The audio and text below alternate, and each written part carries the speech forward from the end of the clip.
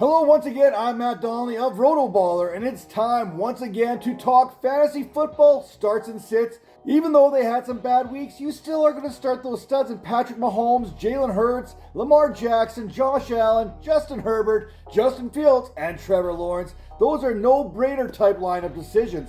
But here's some other starts and sits for you to consider this week. Starting with Tampa Bay Buccaneers quarterback Baker Mayfield versus the Chicago Bears. Yes, you heard that right.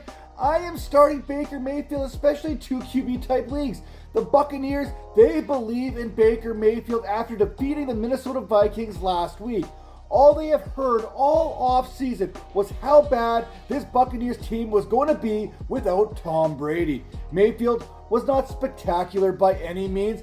He only threw for 173 yards, but he did toss 2 touchdowns and showed a willingness to run the ball. Now, Chicago, they allowed 245 passing yards and 3 touchdowns to Jordan Love and the Packers a week ago, a feat that Baker Mayfield is certainly more than capable of equaling. You're also starting Tua Tagovailoa versus the New England Patriots.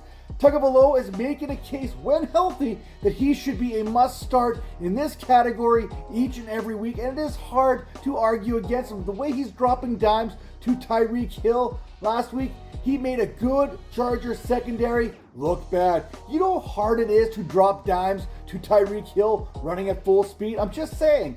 All he did was throw for 466 yards and 3 touchdowns while posting an average depth of target of 11.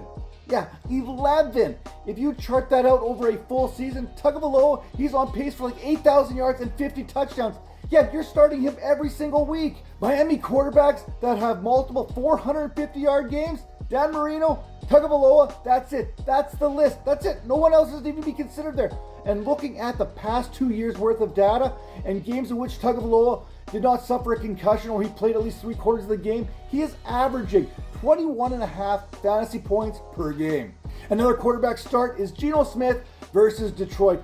Did the clock strike midnight on the 2022 Comeback Player of the Year? We will find out. Now here's hoping that Smith will be facing a Lions team with a full complement of weapons on offense after Tyler Lockett had to leave last week's contest a little bit early.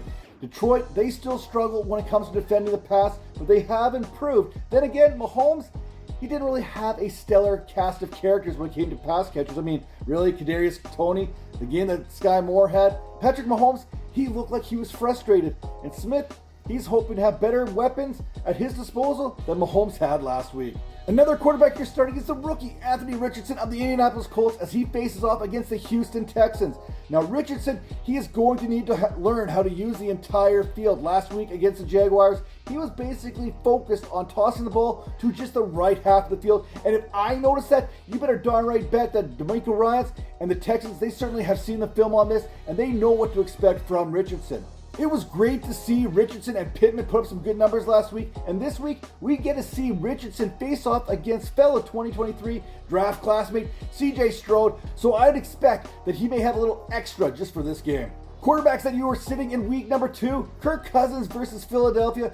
I never have wanted to be more wrong in my life about one of my sits. The numbers themselves say Cousins is a solid play after watching Kirk Cousins Jr., Mac Jones, throw for more than 300 yards passing and 3 touchdowns against this Eagles team.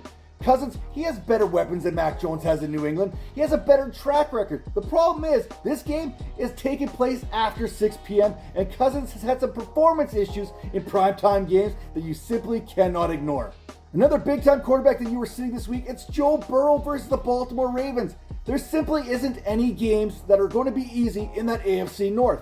Burrow faced the Ravens 3 times last season, going 24 of 35 for 217 yards and a touchdown, along with a pick in that Week 5 contest. Then in that Week 18 contest, he would go 25 of 42 for 215 yards and a touchdown. And finally, in that AFC wildcard victory, he would end up going 23 of 32 for just 209 yards and a touchdown. Those aren't exactly must-start type numbers. Then again, Burrow, he can't possibly be any worse than he was last week when he threw for 82 yards against the Cleveland Browns team. But I have to believe right now there are better options out there at the quarterback position.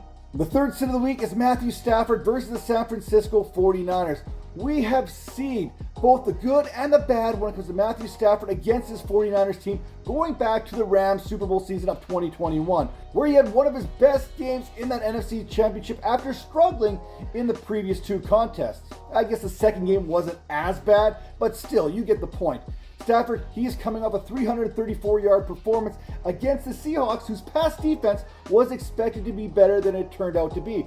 However, I would not bank on a repeat performance against Nick Bosa and his 49ers team, especially without Cooper Kupp. Here is your quarterback starts and sit blitz. Starting with Baker Mayfield going against a Bears secondary. He's got Mike Evans, he's got Chris Godwin. He is more than capable of equaling Jordan Love. Tua Tagovailoa, he's on pace for like 8,000 yards and 50 touchdowns. If he's healthy, he is a must start. Geno Smith, Detroit's secondary can still be attacked through the air, and he's got a trio of receivers at his disposal that should help him top 300 yards. Sit Kirk Cousins. Sorry, Kirky, it's prime time showdown with the Eagles, and it's past your bedtime. Sit Joe Burrow versus the Baltimore Ravens, another tough AFC North matchup against the Ravens team that allowed just 13.3 fantasy points per game to the quarterback position a season ago. And you're sitting Matthew Stafford against the 49ers. The cup is not half full, it is completely empty, so no repeat performance for Stafford and the Rams in week number 2. With that all being said, make sure to like and subscribe to our RotoBaller YouTube channel for plenty more great fantasy analysis.